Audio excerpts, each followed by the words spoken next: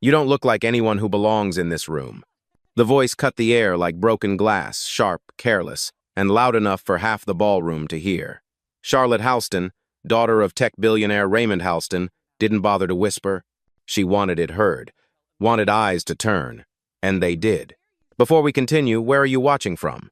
Drop your city or country in the comments below, and if you believe in dignity and justice, hit like and subscribe. These stories spark change, and we're glad you're here. Now, back to Ava. The private suite inside the Langford Club was humming with investment royalty hedge fund founders, crypto pioneers, media moguls. Waiters in white gloves passed oysters and glasses of chilled champagne. But silence fell the moment Charlotte opened her mouth. Ava Monroe didn't blink. She stood just a few feet away, dressed in a coral wrap dress that didn't announce wealth, it announced control. No logos, no badge. One hand rested on her carry-on, the other held a phone mid-call. Behind her, glass panels overlooked the Manhattan skyline. Beside her, security hovered not by choice, but by demand. Charlotte Smirkel. Oh, come on. I'm not the only one thinking it. She's not press. She's not a speaker. So who brought the intern? A man near the bar chuckled. Another woman lowered her glass, uncomfortable but silent. The kind of silence that agreed with power, even when power was wrong. Ava still said nothing. Her posture didn't shift. Her eyes didn't dart. If anything, she seemed bored. Her silence wasn't passive. It was pressure, coiled. Charlotte turned to face her fully now, emboldened. Don't just stand there. What's your name, sweetheart? No response. The elevator chimed. Two more guests entered. One of them caught Ava's eye, then looked away quickly, recognition flickering but unspoken. You know what? Charlotte said louder. She's probably someone's +1, or worse, brand rep. Are you here to pitch your skincare line or something? There were laughs this time. Light, polite, but they landed. Still, Ava didn't move. The only sound from her was the soft click of a nail tapping her phone screen once, then silence again. It wasn't defiance. It was detonation, waiting. Charlotte rolled her eyes and walked off victorious in her own mind. But this wasn't a win. It was just her opening argument, in a room she didn't realize was rented with Ava's money. The thing about power is when it's real, you don't have to announce it. You just stand still and watch everyone else fumble to explain your presence. Ava Monroe stood still. The Langford Club buzzed around her. The soft clink of glassware, leather soles against Italian marble, a jazz quartet half hidden behind a curtain. Everything about this room screamed old wealth, old rules. And Ava? She didn't fit their picture. Not in coral, not with skin like hers, not with silence instead of small talk. She wasn't here to be seen. She was here to see. Every year, the Halston Foundation hosted this closed-door mixer invite-only, North Dakota. As at the entrance, net worths that could fund small countries. On paper, it was a celebration of innovation. In reality, it was a chessboard, and Ava had played it longer than anyone here realized. No assistant, no PR team, no flash of designer logos, just her and her presence. 10 years ago, she had walked into a startup pitch competition as the only black woman in the room. They smiled politely and told her she was inspiring. She left with no funding and a fire she never extinguished. Now, she walked into rooms like this one not to be inspired, but to choose who stays. From across the floor, a hedge fund manager tried to place her.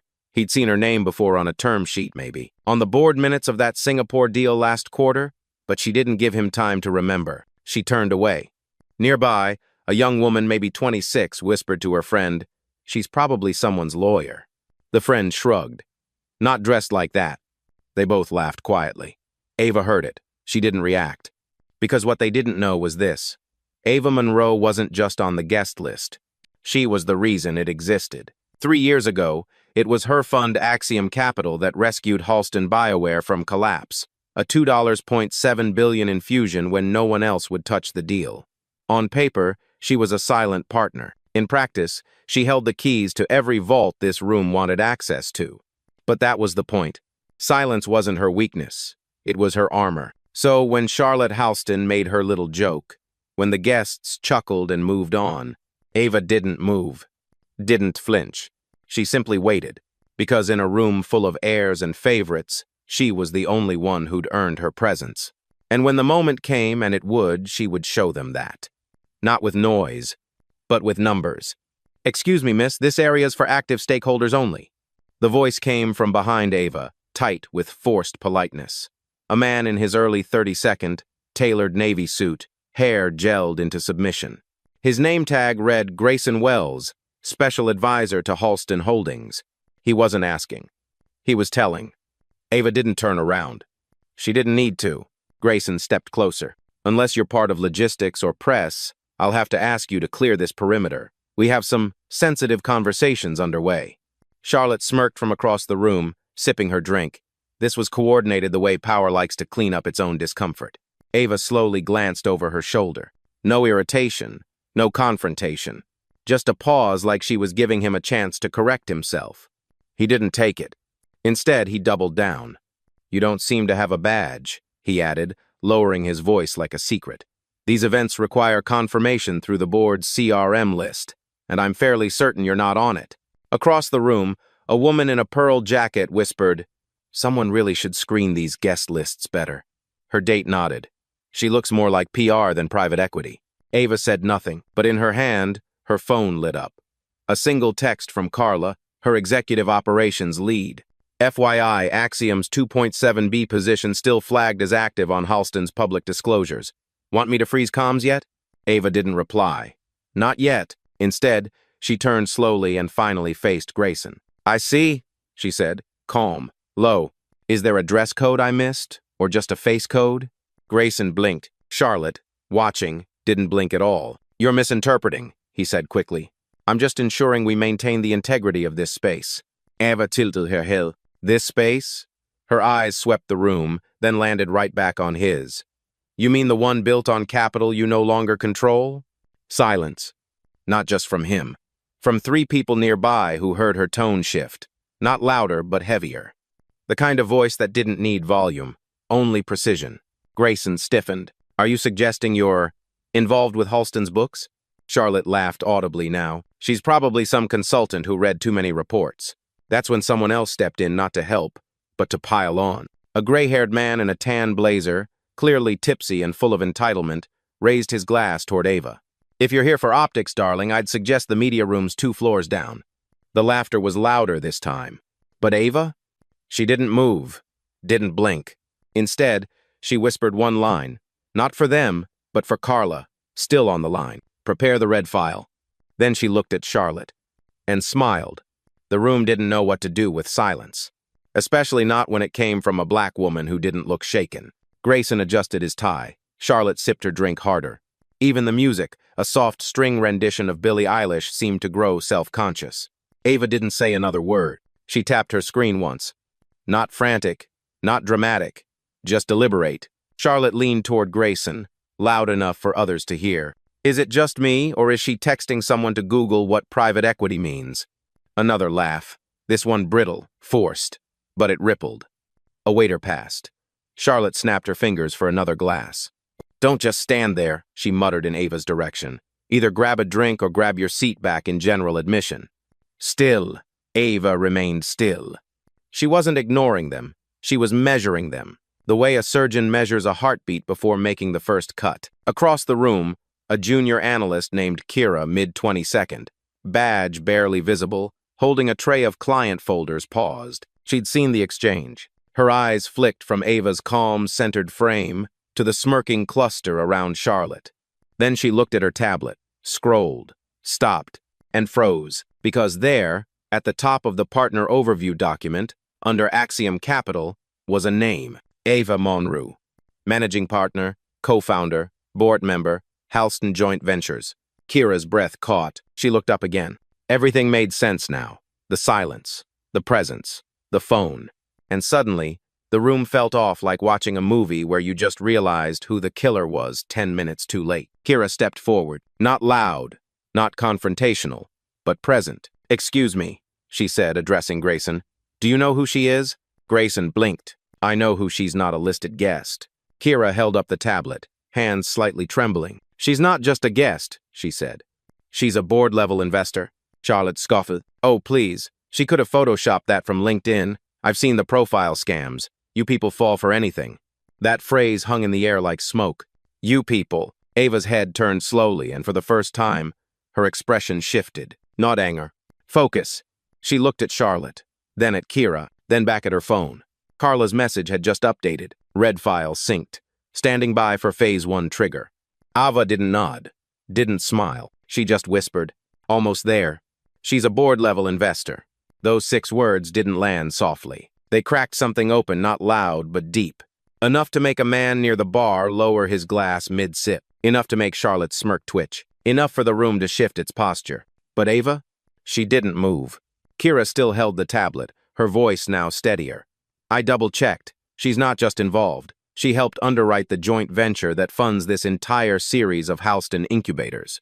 A young man in glasses conference badge, flipped backward, leaned over from a nearby cluster. Wait, you mean she's that Ava Monroe?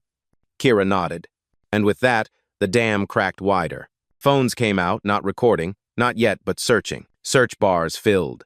Ava Monroe plus Axiom. Ava Monroe plus Halston. Ava Monroe plus Forbes. One tap later, her profile lit up screens like a slow dawn. Images from past summits. Interviews titled, The Silent Force Behind $1 Billion Clean Tech. A cover photo in Coral. One man whispered, She owns $2.7 billion in capital exposure here. A woman nearby answered, Correction. She is the capital. Charlotte's voice broke the rising murmur. This is all fake. She's probably some ghost investor someone brought in for optics. Daddy would have mentioned her if she mattered. From the back of the room, someone chuckled. It wasn't mocking. It was knowing. A woman, early 52nd, red lipstick, tailored black suit, a media executive who'd kept her phone face down until now, leaned back and said loudly, She didn't need your daddy to mention her. She owns his fallback plan. That did it. The crowd around Charlotte thinned just a little. Not fully, not betrayal, but caution, distance, and from the left, a small red light blinked. Keith Ramos, a mid-tier content creator covering insider finance culture, had hit record. He didn't say a word, just turned his lens slowly toward Ava.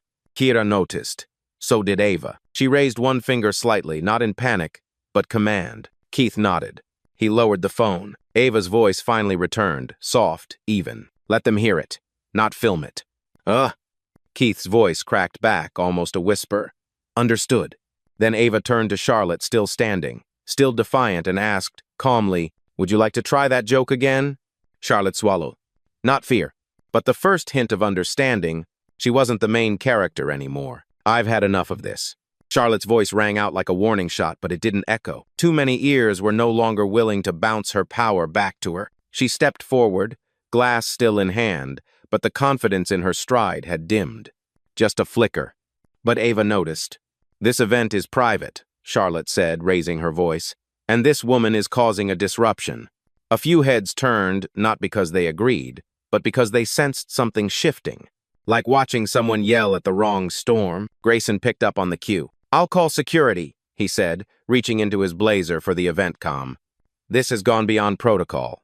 Kira spoke up, fast. Wait, she hasn't raised her voice. She hasn't moved from that spot. Grayson shot her a look. That's enough. But it wasn't, because Keith, who had stopped filming now, looked visibly torn, his phone still warm in his hand. And from the left wing of the ballroom, another journalist, Harper Lynn from Financial Insider, had entered mid-scene. She didn't say anything. She didn't need to. She pulled out her phone, pointed it at the trio, and pressed record. Charlotte ist. Oh, great. Here comes the social circus. Then she looked at Ava. You really want to play victim in front of a camera? Ava's smile was calm, almost sympathetic. I don't play victim, she said. I play capital. Grayson stiffened. Security is on the way, Charlotte added. And once they get here, you can explain why a guest with no credentials thinks she can waltz into shareholder space. A beat. Ava tilted her head, not defensive, just curious. No credentials, she asked. Her voice didn't rise, but the silence that followed did. Kira, now fully committed, stepped forward again. She literally underwrites this room.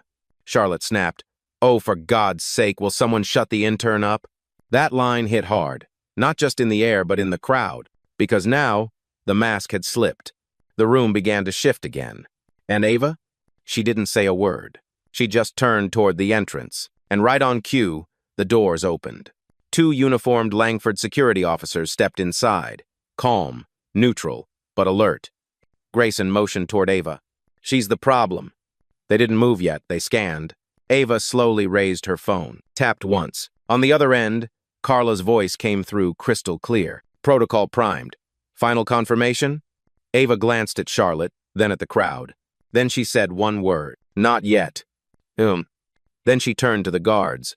"I'd like to see your head of security, and legal, now." Not loud, not angry, but absolute. And suddenly, everyone realized they hadn't invited trouble. They'd invited judgment. "Ma'am, we're going to need you to come with us." The taller of the two guards stepped forward, calm, rehearsed, like he'd done this 100 times. Only this time, it wasn't just a woman he was approaching, it was a reckoning dressed in coral. Ava didn't flinch. Her phone still rested in her palm, screen dim but active. Carla's name pulsed at the top. Charlotte folded her arms. "Finally. You took long enough," she muttered to the guards.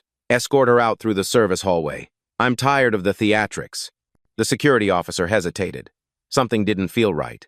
Grayson, trying to reclaim control, stepped in. "This guest is not credentialed, not verified, and has been creating disturbances," Charlotte added. "And she's filming or was. Pretty sure that's a violation." Ava calmly lifted her eyes. "I haven't recorded a thing," she said. Keith, across the room, held up both hands. "That was me, and I stopped when she asked." Harper, the journalist, kept her camera up. "I didn't stop. I think people need to see this."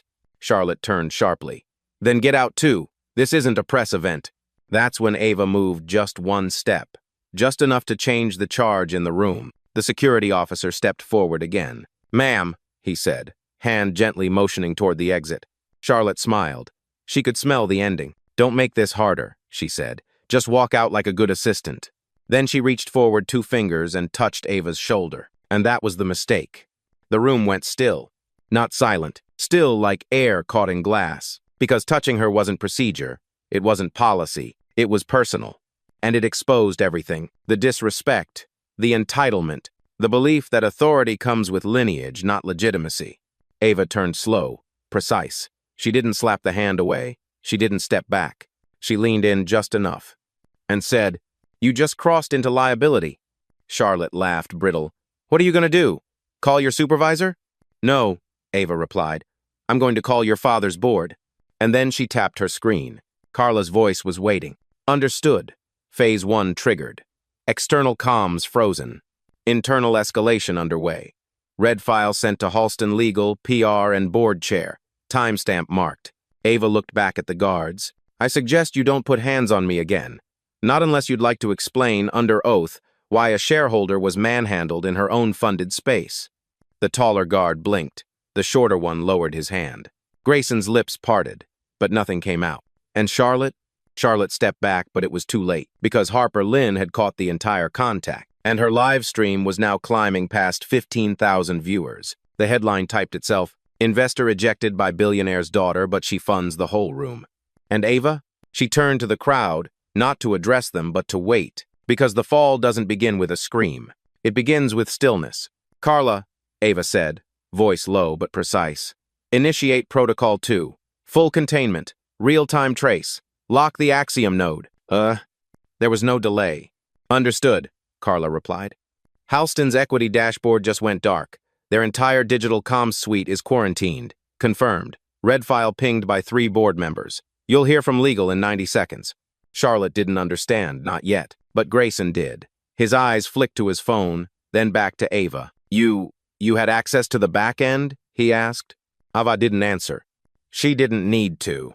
Behind her, 2 guests stepped aside to give her more space, not out of fear, but respect. One of them whispered, "She's really pulling it." The other nodded, stunned. "She's killing the partnership live." Charlotte's voice cracked. "You can't just cancel a joint venture like that. There are clauses." Ava turned toward her slowly, her expression unreadable. "I don't need to cancel it," she said. "I own the clause that does." The guards, now fully uncertain, stepped back. Harper was still filming, eyes wide. "I think you're watching a $2.7 billion exit happen in real time," she murmured to her followers. Keith whispered to no one in particular, This ain't a takedown, this is a transfer of power. Kira, clutching her tablet like a shield, stepped closer. I just checked, she said. Halston's venture portal is down. Like completely. Error 503. Grayson's jaw tightened. That's not possible. That's proprietary infrastructure. Ava raised an eyebrow. So is oxygen, she said. But take it away, and people remember who controls the air.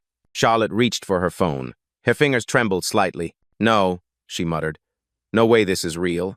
Daddy would have told me. Ava cut in, calmly. Your father doesn't tell you everything, especially not who kept him afloat when his Series E crashed. You think he owns this room? She stepped closer. I built this room.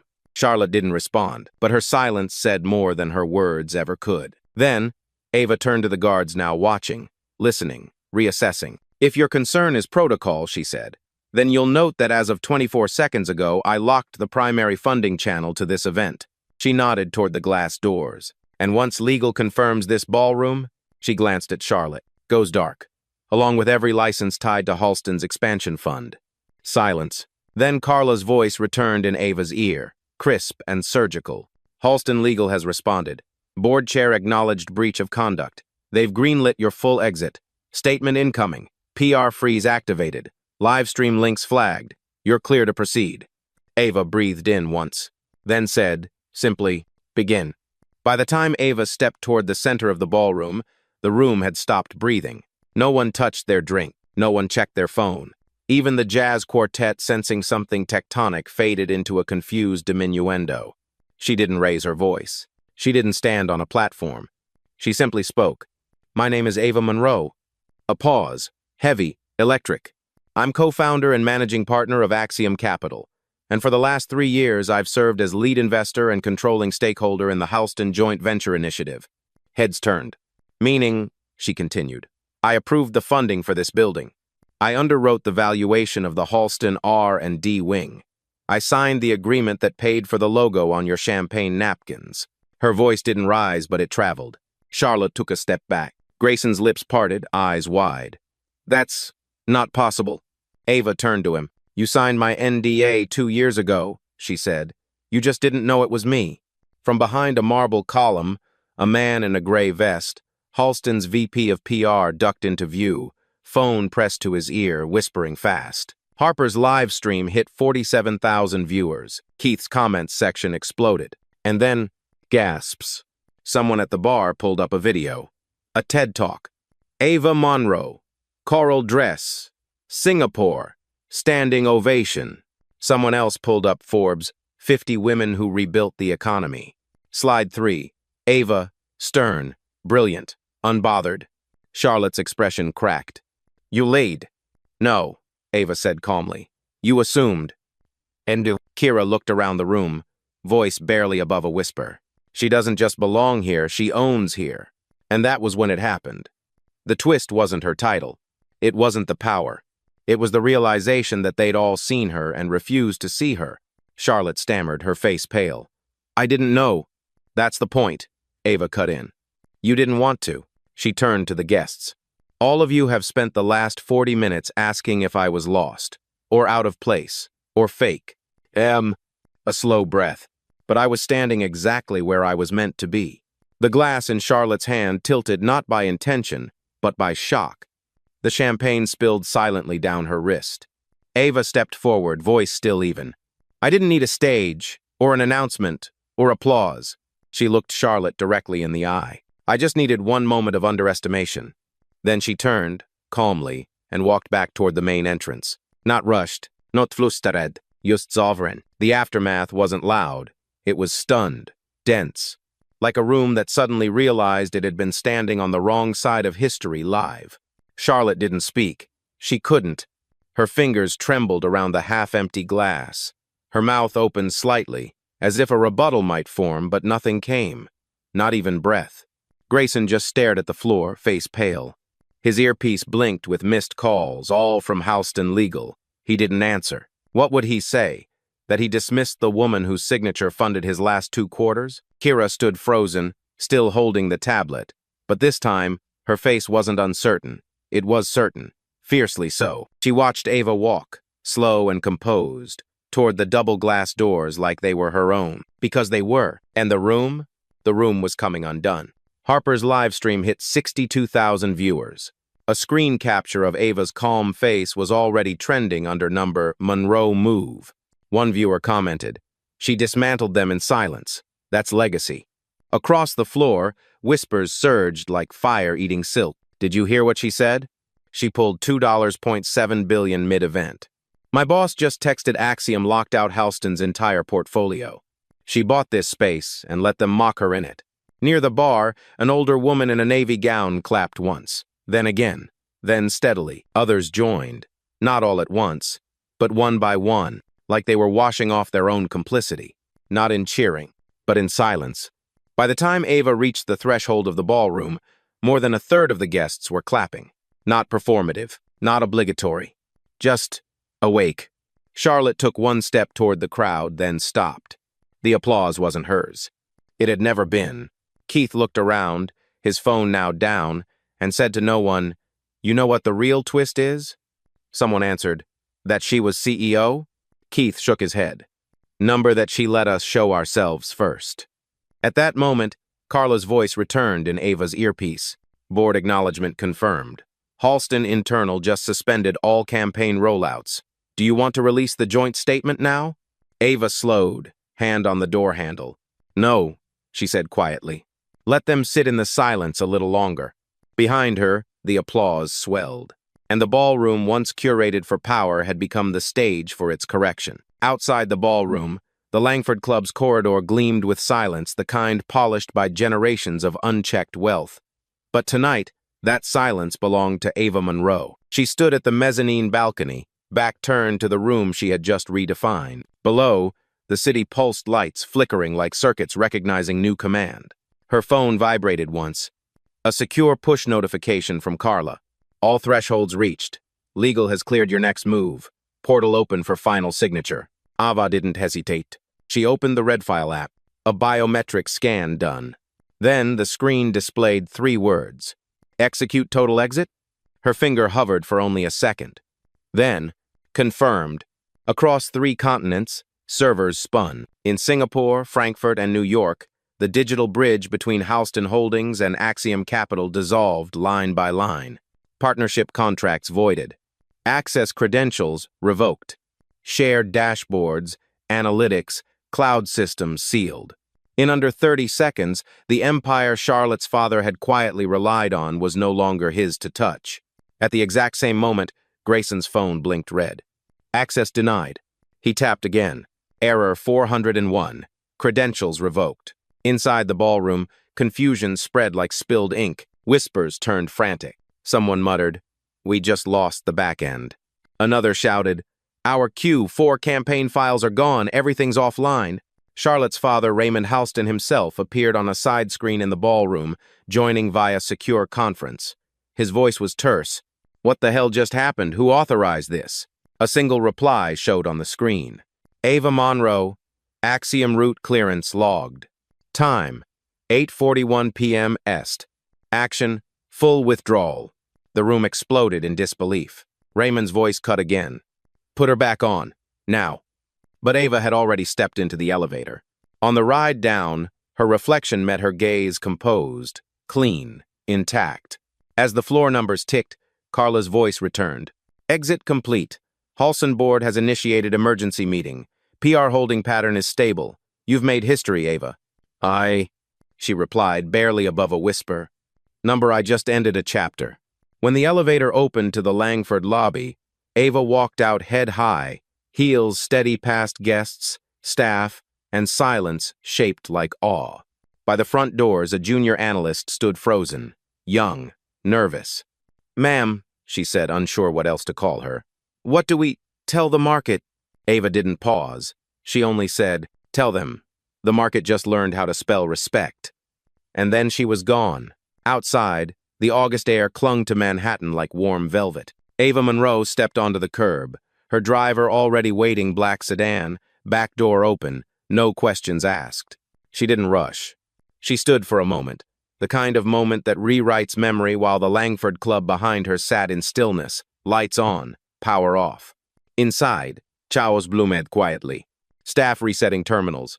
Board members dialing each other on scrambled lines. Charlotte, silent now, watching her world shrink from the inside. But Ava? She didn't look back. A notification popped on her phone. Number Monroe Move, trending #1 inch finance. Forbes requests exclusive.